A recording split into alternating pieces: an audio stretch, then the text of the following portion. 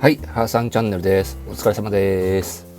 今日はね、特別解析報告書アルファロメオ 4C ということで、分析の視点としてはアナリストの視点、あとエンジニアの視点、あと経営者の視点、あとアルフィスタの視点ですね。4つの視点でね作ってもらいました。ちょっと複雑ですけど、で作ってもらった AI はね、ジェミニですね。ジェミニ。今回ジェミニで作ってもらいました。実はクロードでも作ってもらって一旦取ったんですけどそのプレゼン資料っていうよりはね、なんかね報告書みたいなのを作ってきてすごい細かいんですよ。めちゃめちゃ細かくてね、これ録画をするだけで1時間1時間喋りまくって撮影したんですけど、ちょっと長すぎるからねちょっともうすごいいい資料なんですけど、動画で投稿してもちょっと見切れないよねって、俺の喋りだけで1時間持たないからさちょっと無理だなと思って、ジェミニでもね作ってもらってたんで、ジェミニの方はねわりかしコンパクトにまとめられてて、分かりやすいんでね、ジェミニの方の資料を読んでいきたいと思います。まだ私ね見てないんで、どんな報告書を作ってもらったのか。アルファロメオ 4C だから悪い報告書じゃないと思うね。プレゼン資料じゃないと思うんですよね。今回もなんかネルフの報告書みたいな感じで作ってもらいましたけど、4つの視点でアルファロメオ 4C ってどういう車なのかっていうのを深掘りしていきたいと思います。じゃあ次のページですね。第1項、現代のアンチテーゼと。現代のアンチテーゼね。車が人に合わせる時代への美しき反逆と。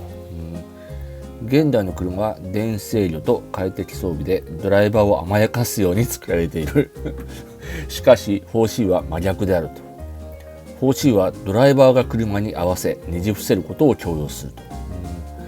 快適で重厚なグランドツアラー159とは対極の存在。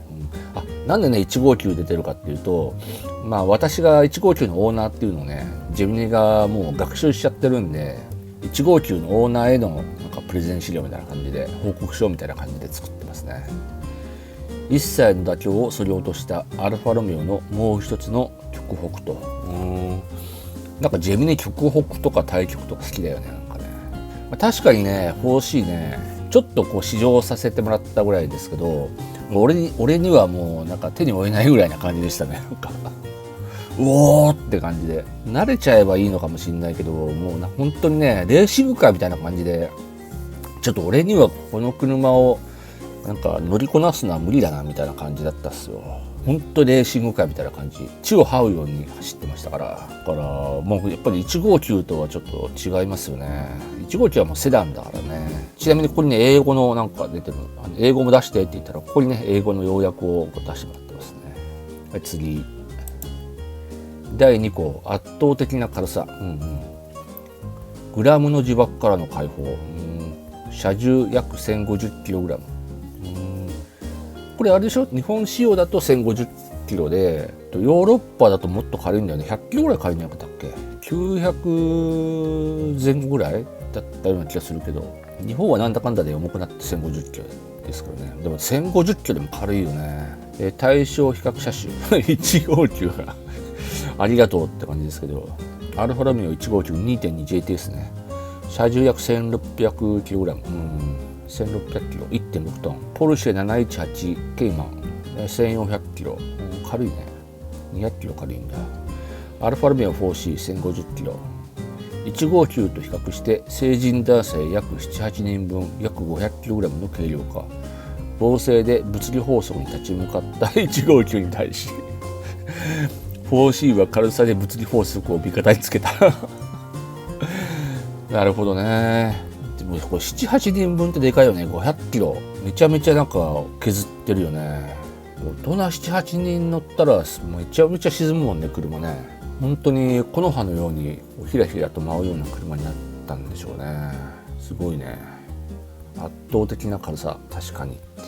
次のページ、第3項、ステアリングと旋回性能と。パワーステの完全撤廃。市街地や駐車時は容赦なく重いと。しかしワインディングでは前輪が拾う小石の大きさや路面の起伏が手首へダイレクトに伝送される。1号機の上質な直進性とは真逆の神経質な情報量と。ミッドシップの解凍性。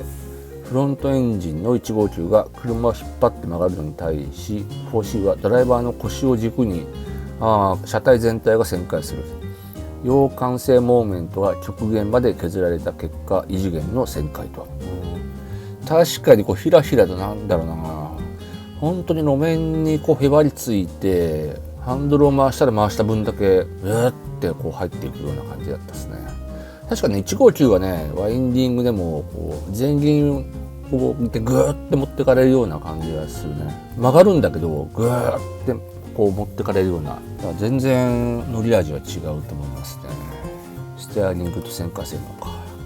次第4項カーボンモノコック。これは本当によく言われるよね。歴史的価値、採算度外視の C2 と数千万円クラスのスーパーカーにしか許されないプリプレグ方式カーボンタブ、重量わずか 65kg をこの価格帯の量産車に採用した自動車業界の得意点と。F1 技術の民生化、圧倒的合成と。なるほどね。確かにこれは本当にみんな口を揃えて言いますね。すごいって。65kgのバスタブ、重量わずか 65kg ってすごいよね。軽い。本当になんかバスタブ、あれはバスタブ方式っていうのかもしれないけど、なんか包み込まれるような感じでしたね。点滅してる、なんかすごいね。地味に。ドアを開けた瞬間に視界に飛び込むむき出しのカーボンが、これが装飾ではなく骨格であることを証明すると。なるほどですね。確かにこのカーボン、カーボンのを見て乗り込んだ瞬間に、もうこれレーシングカーだって感じがした。確かにうわーって感じだったもんな。座っていいのみたいな。次第5項制動と加速の純度と。生身のブレーキフィール、軽く踏んで効く現代車1号機含むとは異なり、浮力そのものでパッドを押し付ける感覚、奥に踏み込むほどにミリ単位で制御できるリニアリティの極致、初期型ブースター非搭載と。 1750TBI 直噴ターボ、240馬力 350N。 スペックは平凡に見えるが、軽さの恩恵によりターボブーストが立ち上がった瞬間、車体が弾き飛ばされるような暴力的な加速を誇る。 0-104.5 秒。体感速度は数字の2倍と。なるほどですね。こういうブレーキフィールとかね、エンジンのフィーリングに虜になっちゃったら、もうそこからは離れられないっていう感じになっちゃいますよね。軽さは正義っていうけどね、1750cc だもんな。でも背中でね、エンジンうおーって回ってる感覚はね、すごいなんか痺れましたね。昔F355 だっけ、フェラーリ、あれを試乗させてもらった時もね、もう本当に荒々しいエンジンが後ろでうなりを上げてるっていう、なんかもうなんていうか怪物に乗ってるような感じだったですね、フェラーリ355で。それに比べて 4C はね、まだマシっていう感じ、まだおとなしく調教されたような、そんな感じではあるけど、ただやっぱりうなりを上げて回ってるエンジン音はね、体に響いてくるんですよね。あれは本当に痺れる感覚だったですね。でもこれ所有してるオーナーさんは本当に羨ましいですね。はい、じゃあ次いきます。第6項意匠と方向。159が彫刻的デザイン優先なら 4C は空力と運動性能からの逆算。ティーポ33ストラダレをモチーフとした全高 1185mm の地を這うフォルムと。 NVH 成熟性振動の完全な放棄。 V ロゴの和音ではなく吸気音、タービン音、バブリング音が背後で炸裂する生々しい機械のそうまさにそう方向っていう感じだったですね。あーっとかエンジンが回ってくる。静音性とかはあんまり考えてないんだろうなっていうようなね、こんな感じだから。やっぱレーシングカーなんだよね、レーシングカー。それをね、1000万ぐらい、もっと安いのか、7、800万かで販売したっていうアルファロメオすごいよね。なんかでもそういうのアルファロメオっぽいなっていう気がするけど。次第7項159対 4C 性能相対解析っていうの、なんかもうこれ1っていうこうグラフにしなくても分かりきってるような気がするんだけど、デザインはまあどうかな、負けてはいないと思うけど、でも 4C のあのデザインはなんかもう本当にああいうデザインすげえなと思うけど、負けてるっちゃ負けてるのかよくわかんないけど、希少価値はもう本当に抜群ですね。運動なんてこれちっちゃくてよくわかんない。まあ運動の性能だね。性能もまあそうだね。だって159セダンだし、そうだね。快適性も先進装備どうだ、でも先進装備は 4C の方が新しいからなんか装備されてるような気もするけどね。まあでも大体こんな感じなんだろうな。4C は実用性と快適性を完全切り捨て、運動純度とデザインに全パラメータを全振りしていると、実用性どうなんだろうな。 4C1 台で何でもこなすっていうオーナーさんは確かにいないような気がするね。セカンドカー持ってて、で休日とかなんかの時にこう 4C を出してドライブするみたいな、そんな確かに雰囲気はしますね。青 159GT 的完成度赤 4C 純血スポーツの狂気なんか狂気とかさ、なんか AI ってなんかそういうの多いよね。まあ狂気は狂気なんだろうけど。次第8項カーストからの逸脱。何それ。圧倒的オーラと所有感、街中での遭遇率はフェラーリより低い。確かに社会的ステータスやヒエラルキーとは無縁。なるほどね。車好きが本物の車好きであることを見抜いて声をかけてくる特殊な磁場を持つ確かに車好きな人は声かけるだろうね。これはわかりますね。圧倒的オーラ所有感、もう子供たちも乗ってくるよね。やっぱりめちゃめちゃかっこいいし、わあアルファロメオだみたいな、スーパーカーだみたいな感じでね。競合他社との相対化 VS ポルシェ718、完成度と快適性で劣る。完成度はポルシェの方が上なんだ。ロータスエリーゼ軽さの同士、しかし 4C にはカーボンの先進性と色気があると。確かにね、エリーゼすごいかっこいいなと思うけど 4C のまあやっぱ色気とか、あとオーラ感はやっぱり 4C の方が上だよね。アルピーヌ A110 猫足の快適性猫足の快適性で劣るって、別に猫足の快適性で劣ってもいいよって思うけど、結論 4C は情熱と狂気で勝負すると。なるほどですね。次第9項9って何、こう漢字でこう書くの。第9項初めて見た。159オーナーのカルチャーショック。うるさい、狭い、硬い、乗り降りしづらい。重厚で長距離を疲れず走れる159から乗り換えると最初はパニックに陥る。太いサイドシルをまたぐ乗降は体操のようであり、後方視界を絶望的。確かにね、乗るときね、これどうやって乗るのかなみたいな、本当にレーシングカーに乗り込むような感じだったですね。普通の車じゃないみたいな感じがする。乗り込む時点でそこでなんかね、圧倒されちゃうっていうのはありますね。しかしワインディングでペースを上げた瞬間理解する。全てがドライバー中心で作られていると。全部なんかドライバー向きなんだっけ、メーターから何から。なんか助手席はもう眼中にないみたいな、なりそうなんだっけ。まあ159オーナー、まあ確かにまあカルチャーショックは受けるけどねなんか159と比較していいのかどうかがよくわからないです。次第10項159オーナー向け最終評価、デザイン絶対美は5つ星満点。所有満足度ここ5つ星。なるほど。希少歴史的価値5つ星。刺激と感能直結感か5つ星。快適性まあ2つ星か。実用性1つ星。だからやっぱこういうのを見ると、まあ、やっぱりレーシングカーだなって感じがするね。次、ザ・ベルディクト・アルファロメオ・アライブ。なんだこれよくわかんない。4C はアルファロメオがまだアルファロメオだった動かぬ証拠だ。なんかすごいこと言ってそうな、こうふわふわしたこと言ってるけど、別に普通のことだよねなんかコンサルみたいなこと言ってるなこれ。コンサルもなんかふわふわしたこと言うじゃん。こういう英語混じりのさ、何でもかんでも英語にしちゃうみたいななるほど。 4C は単に速いから価値があるのではありませんと。効率と快適性が支配する現代において、採算度外視で手作りされた狂気そのものですと。159という日常の絶頂を知るあなたにこそ 4C という非日常の狂気をガレージに迎える資格がありますと。いいよって言われたってさ、おいそれと買える値段じゃないからさ4C。